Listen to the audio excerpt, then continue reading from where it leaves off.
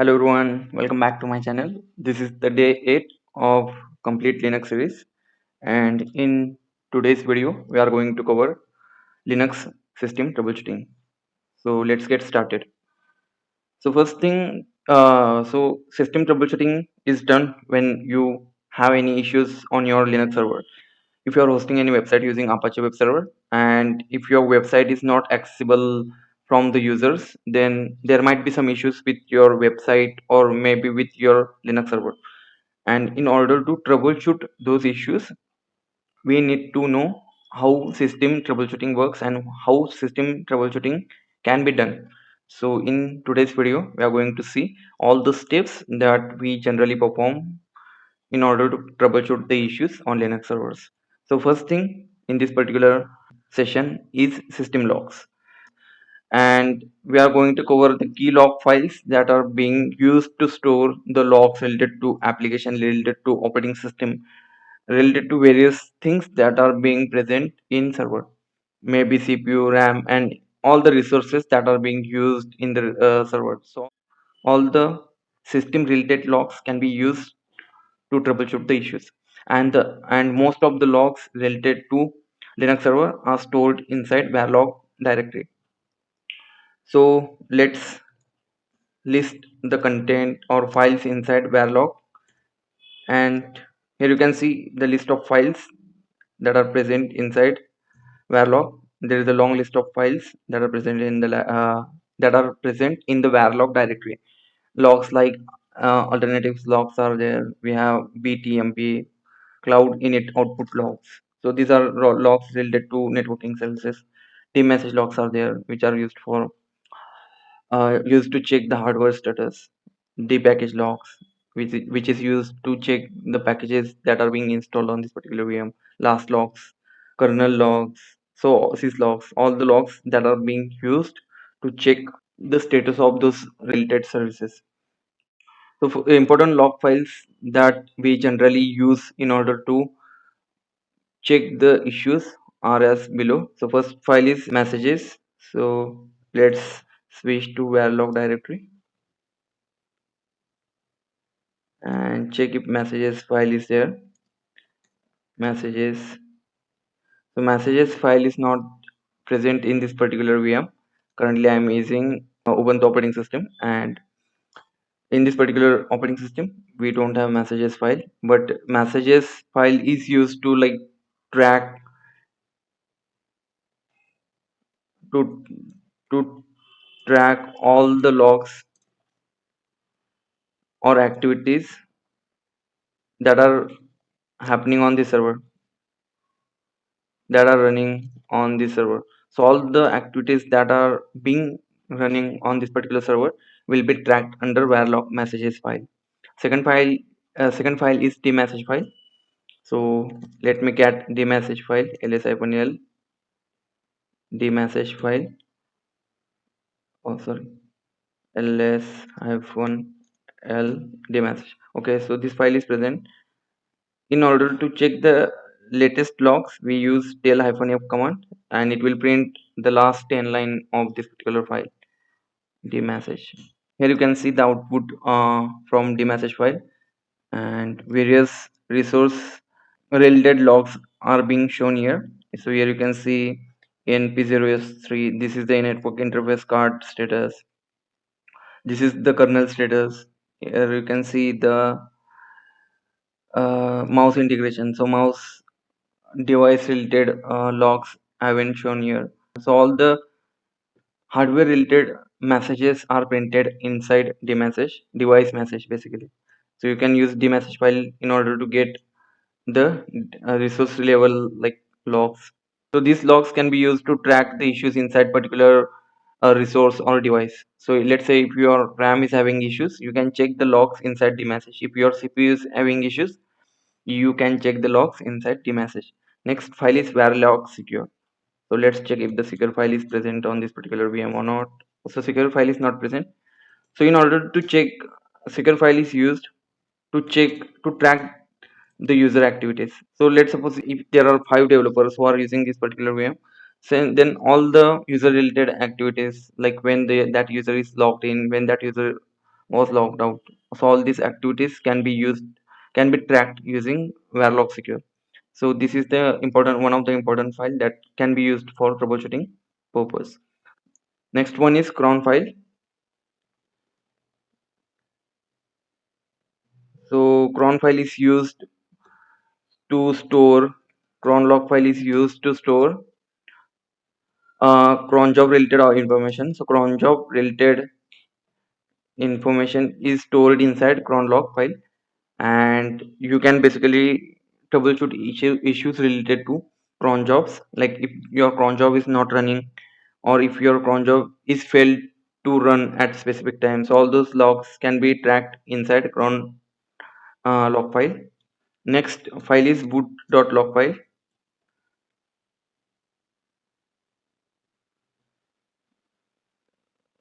Next log file is boot.log file. So all the boot related information is tracked inside this boot.log file. So all the information related to booting process can be tracked inside boot.log file. And if you're having issues with booting itself, then this boot log can be used to track the issue. So in order to identify the root cause of any issues on Linux server, these are the important files that can be used. Next thing is, in order to check the application specific log files, then there are dedicated directories inside Verilog. So here you can see we have different directories that are present. So unattended upgrades are used for performing automated OS upgrades. Then we have Apache 2. So here we have Apache 2 directory inside Verilog, which is used to track the logs for Apache service. And here we can see there are three different log files that are created. First one is access.log, second one is error.log. So these two log files are generally used in order to check the issues related to HTTP. So first thing, in order to check who all users have used or accessed our website can be checked through access.log file, and error.log file can be used to track issues related to Apache service. This is all about like important like application specific log files. If you want to check the logs inside error.log, you can use del-f100f followed by file name, and here you can see different logs are being shown related to Apache web service. So here you can see Apache service is being stopped and it's shutting down, and here you can also check the timestamps when it was stopped, and all the things basically related to that particular Apache service have been shown here. So you can use this file in order to perform the root cause analysis for any issues. So here you can see Apache is being stopped, and if you want to start it, you can do that using systemctl start Apache 2. And yeah, so here you can see we just now started the service, and here you can see the timestamp, date, and Apache service has been resumed to start the normal operations. So this is all about like application specific log files. Next one is log management. The command in order to check the latest log is tell command. So tell command can be used to check the latest logs for any service or any file. So tell-f command can be used to check the latest log for any service. So here we can see there are log for Apache service. Next command is less. The less command can be used to show the limited output from their log file or any file. So here you can see the limited output of that particular file. So let's suppose if you have uh, let me okay, syslog. So let me print the syslog file, and if I use less followed syslog cat syslog pipe less, then it will show the limited output from that particular uh, service, like the first uh, output from that particular service. And if you want to uh, like scroll this output, then you can see then you can do that using uh, up up arrows and down arrows. So up arrow, so you can basically use this command in order to view the output in a better manner. So less command can be used to see the output that can be fit onto your screen or on your terminal, and you can scroll this output as per your convenience, and you can go through logs step by step. So that is the purpose of less command. The next point is log rotate configuration. When we store logs on our Linux server, the logs are being stored in the incremental manner, and the size that are being used by the log files will increase exponentially. And in order to control the space used by log files, we have to perform the log rotation. So if we fail to perform the log rotation, the var log directory will get full and our service will go down because of that disk space issue. Because once the whole space gets utilized by slash var directory, uh, we can't store any further information into that particular mount point. And to avoid that, to prevent that, we have to perform log rotation. So there is a directory named as etc log rotate .d, and in this directory you need to create your configuration. So let's suppose I want to configure log rotation for Apache log. I'll create a file named Apache log, and I'll store what all things I want to define in this particular file. So this is the log rotation configuration file, and in this file we have defined the configuration for log rotation. So the log rotation will perform on daily basis, and it will be performed inside this particular log directory. And the log rotation will be performed under varlog apache 2 directory, and it will be applied on .log files. So star .log consider all files that are ending with .log. So this is all about log management, and logs are essential in order to perform the root cause analysis for any issue. Third thing is troubleshooting. So in order to perform the troubleshooting, you can also use journal logs, and the command is journalctl-u followed by name of your service. So Apache 2 is the service that we are currently working on, and in this particular journalctl logs you can see the boot time and all the things which are essential in order to troubleshoot the issue. So earlier Apache was in failed state, and here you can see when it was deactivated last time. So it was stopped last time on 1st of Jan, and we have just now started at 9:37. So you can check the date time, and the current time is 9:44. So few minutes ago we have just started the Apache server, and this is all about like journal.tl logs. So you can use this file in order to check when it was stopped, when that particular Apache service was stopped, when it was started, and all the things. If you want to apply auditing, then you can use audit logs in order to check who has stopped this service, when it was stopped, and all the things. So audit logs will basically log everything which can be applied on this particular service, Apache service. So audit log can be used to check who has made those changes and who is the user who has ran commands which caused this issue. So it is important to audit the things related to services. Like if you are running some banking related application, so it's very important to note that who is the users and what all users are performing various actions on Apache 2 services, so that the issues can be tracked, and based on issues the access can be granted or revoked for different users basically. So you can use grep command as well to check the logs. So let me go back to varlog directory once again, and if I want to check the errors inside syslog, I can do that using grep command. So grep -i followed by the command that is error. So error keyword will be checked inside syslog, and it will ignore the case. So be it capital small, the error keyword will be filtered across this particular file. So here you can see different error logs have been printed. And so this is all about the first part of this particular session, that is system logs. Next topic of this particular session is system diagnostic. And in order to perform diagnostic on various things you need to know, the basic commands that are used for diagnostic purpose. So first command is demessage. So earlier we have checked how to check the logs inside this demessage file, but the same log file can be viewed using demessage command. So the command is demessage, and here you can see the similar output right here. And if you want to check the logs related to network interface card, so you can just type in the message followed by grep -i and the name of your interface card. So name basically starts with enp or eth. So let me type enp only.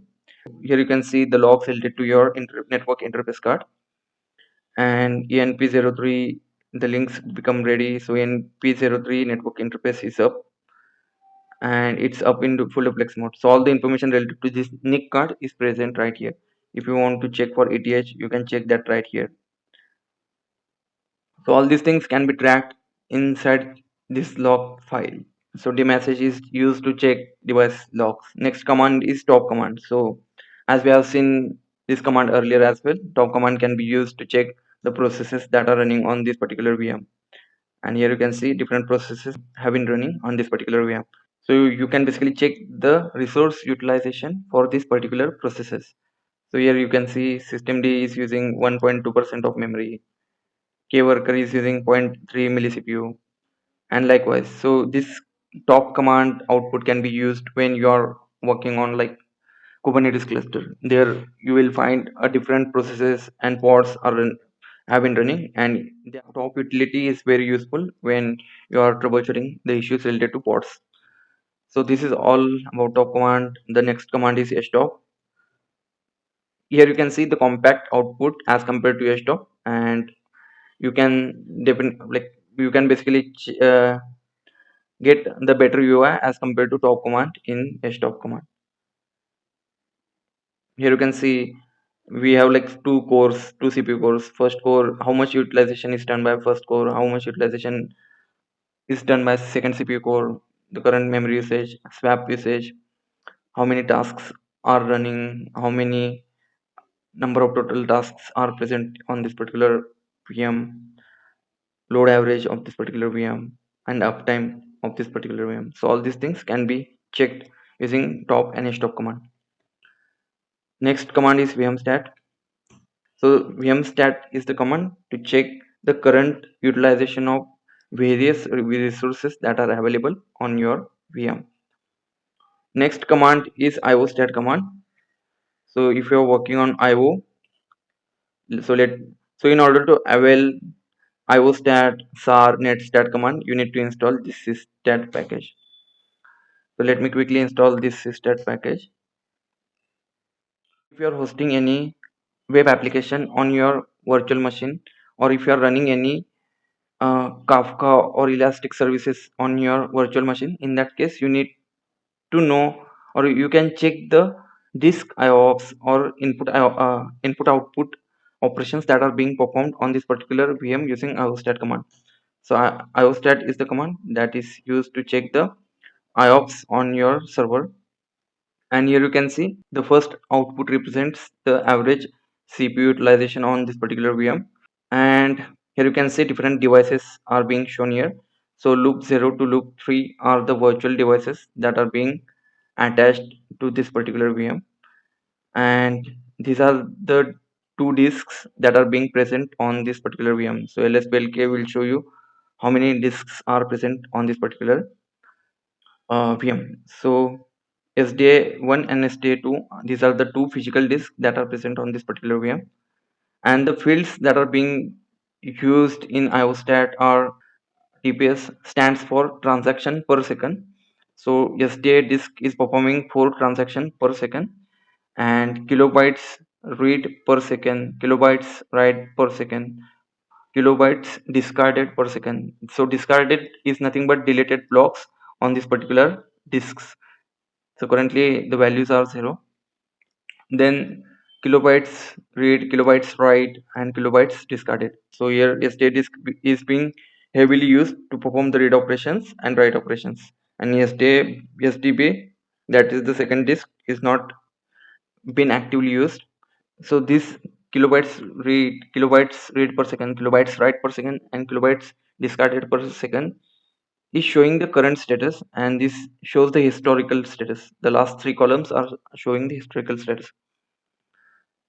So this way you can check if your disk is having IOPS issue, or if your disk is having IO issues, VM is having IOPS issue, or slowness issue for storing the logs or files. Then you can use this iostat command, and with this command you can simply check the CPU utilization and IO utilization for your particular VM. So this is all about iostat. Next command is free command. So in order to check the memory status on your particular VM, you can use free-hm command, and this will show the status current status of your VM. So how much memory is available, how much total memory is present, how much is used, how much is free, how much is available. So all these things can be shown here using free-hm command. Next command is sar command. So sar command is basically used to show the system performance matrix. So if I want to check the current CPU status, so the command is sar-u followed by 2 and 5. So sar-u followed by 2 5, this basically shows the CPU utilization, current CPU utilization for this VM every 2 seconds for 5 iterations. So in order to see the live performance matrix for this server with 2 seconds delay for 5 iterations, the command is sar-u 25. This will show the live CPU utilization for this particular VM, and it will show the 5 iteration with 2 seconds of delay. So you can see it has started at 17 second, 19 second, 21, and here you can see the current utilization. So 47% is being used by system, 0% is used by user, and mostly the CPU utilization on VM is idle. Similarly, if you want to check the memory utilization, the command is sar-r, and here you can see live memory utilization on this particular VM. So in memory utilization, it shows various like columns, like how much memory is used, how much is free available, how much memory is being cached, how much memory is being committed. So you can basically read about all these flags. Like if you want to get details of all these like columns, you can simply check the manual, and the command is man followed by sar, and this will show the detailed information about this sar command. For now we are proceeding with next command, and the next command is netstat. So netstat command is used to show the active connection for your VM. So netstat can be used to check if the ports or services are running on your particular VM, and if services aren't running, then it will show the output for that particular service. Let me check if there is any port open for Apache service. So if you want to check if any port is open or not, you can use netstat command. Yeah, and here you can see Apache 2 is being run on this particular process ID, that is 1037, and it's using the port 18. So this is all about like netstat, and then last command of this particular system diagnostic tools is lsop. So lsop stands for list of open files. So if you want to check the list of open files, you can use lsop command. And let me check for Apache 2. Let me check for Apache if there's any file open for Apache, and there are a lot of files you can see right here that are being open for Apache. So let's suppose if you want to delete some file, and that if that file is not getting deleted, that simply means that file is being used by some process, and in order to check in by which process that file is being used, you can check that using lsop. So lsop can be used in that particular use case. So this is all about like system diagnostic tool. The next topic of this particular session is backup and recovery. So we have different tools that can be used to perform backup and recovery operations. The backup tools are rsync, tar, cp, and mv, and we have covered these backup tools commands in file system session. So you can have a look on these commands, and the commands are rsync, tar, cp, and mv. And in order to get more insight of this command, you can check the file system session, which is available in the same playlist. Next thing is automating backups. So cron is the utility that can be used to automate things on Linux. So if you want to like schedule something on Linux, then you can do that using cron. So cron is basically a scheduler which triggers the job based on given schedule, and you can schedule your script, automation script, or anything using cron. And in order to make entry in cron, the command is cron tab hyphen e. E stands for edit. Cron tab hyphen l will show the present cron jobs that are being available. So you can ignore the comments. So here currently you can see no jobs are being no cron jobs are being running on this particular VM.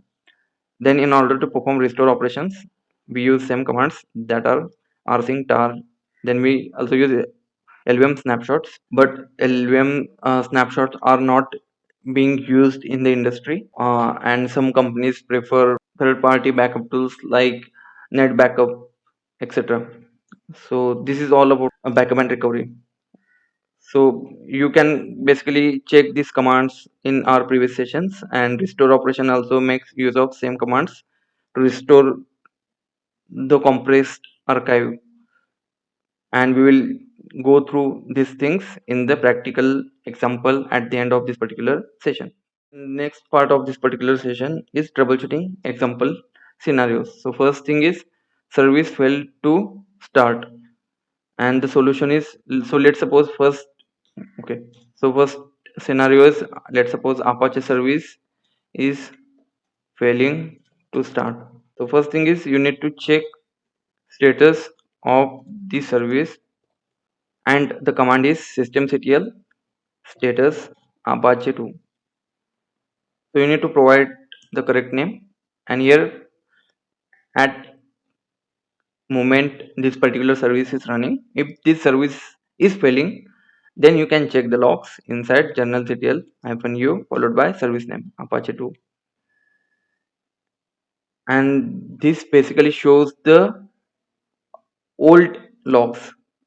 So as we have learned previously, in order to get the latest log, the command is tail -f, and you will get the latest logs. So let me see last 50 lines of this journalctl output, and here you can see the latest output that is being stored for this particular service, that is Apache service.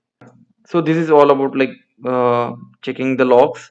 You can check the logs using journalctl and all the information related to that particular service, whether the service is being stopped by someone or stopped due to something. So all these things can be tracked using journalctl command. So third command is rpm-q followed by httpd. Since we are using Ubuntu operating system, we will use apt command, apt list installed, followed by name of package. So here you can see the package is being present on this particular VM. If you found out that some dependencies are missing, then you can reinstall this package. So these are the things, or these are the steps that can be used to check the service status. The next scenario is disk full. So there might be situations that your log rotation is not running, or there might be some issues with your log rotation and your var directory gets full. So in that case you need to know root cause for that particular issue, and in order to do that you need to first check the usage of your particular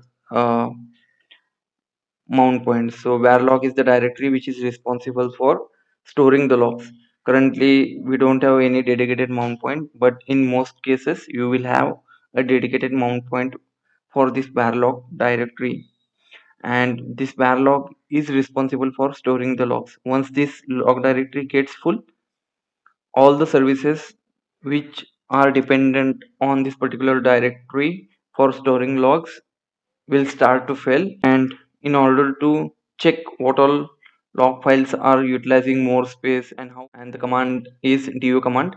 So disk usage, du stands for disk usage, and du hyphen sh followed by the directory name. So if we want to check for slash var, so slash var is the directory, and here you can see var log is using. Okay, so we'll check under slash var log. And earlier we have learned sort command, so we'll use sort command right here. Sort hyphen h. Okay, so here you can see the var log journal is making utilizing the most of space for var log directory, followed by syslog and other files. So this way du hyphen sh command gives you the better output, and sort can be used to sort the files based on size of those files. So this way you can find the files that are utilizing more space, and you can basically delete the files that which are not required anymore, or you can delete the logs which are not required anymore. So in general we perform the various housekeeping activities on Linux server to keep it optimized and provide better performance. Next command is find command. So you can also make use of find command, which can find and delete the files which are older than X days. So in interview you might get such kind of like questions, how you can delete the files which are older than X days. So X can be 30 days, 60 days, 90 days, or a number of days. So you can use find command to search the files. So in our case, we need to perform the housekeeping on varlog directory. Since that varlog mount point is full, we need to perform the housekeeping on varlog directory. So find followed by name of directory or path of directory, followed by what type of file you want to delete. So is it directory or file? So we need to just delete the file. So for file we will provide f followed by name of file. So file name should start with anything, but it should end with .log extension, and we need to provide m time here. So here m time would be plus 30. If you want to delete files older than 60 days, so 60, 90 days 90, followed by exec. So exec will execute the command which is provided after this exec command. So this find command will find the files which are older than 90 days, and this will pass the output. So output of this command would be the files which are older than 90 days, and those list of files will be provided to exec command, and exec command will basically remove those files using rm command. So rm followed by this curly braces basically denotes the list of files that are being found or provided by find command, and we'll execute this command now. And currently we don't have anything which is older than 90 days, so because of which nothing is been deleted. If we provide hyphen plus 10, so here you can see, okay, which is older than 1 day. Let's try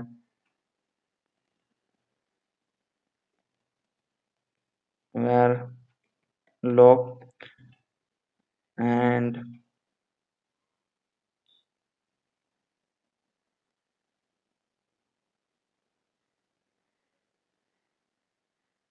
okay, so here we need to provide, okay, so this is the command that can be used to find. So this is the command that can be used to find the list of files which are older than 10 days. So let me provide.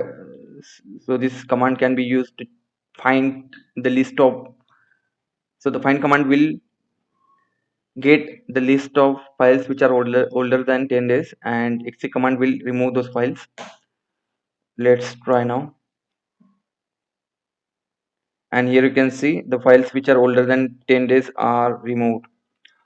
So this is all about system troubleshooting.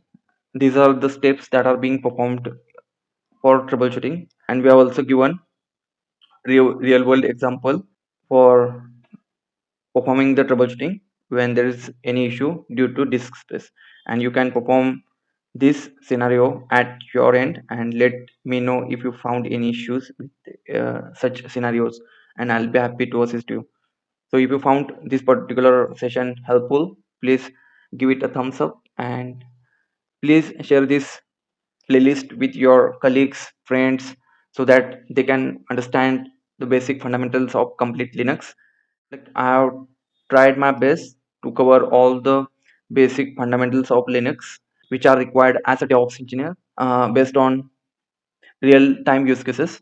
And yeah, if you found this video and this particular series helpful, please share it with your friends, colleagues, and let me know if you have any queries, doubts related to any of the topics that have been covered in this particular session. We have tried to keep the content short and crisp based on requirements, but if you have any specific things that you want me to cover, then please feel free to post it in the comment section, and I'll be happy to assist you with those topics. So this is it for this particular session and this particular series, and in next series you will learn Python from scratch, and once you are done with Python, we'll be starting with Ansible. So please stay tuned, and if you haven't subscribed my channel, please make sure to subscribe and share this channel with your colleagues and friends. Thank you for watching this video, and see you in the next one. Take care. Bye bye.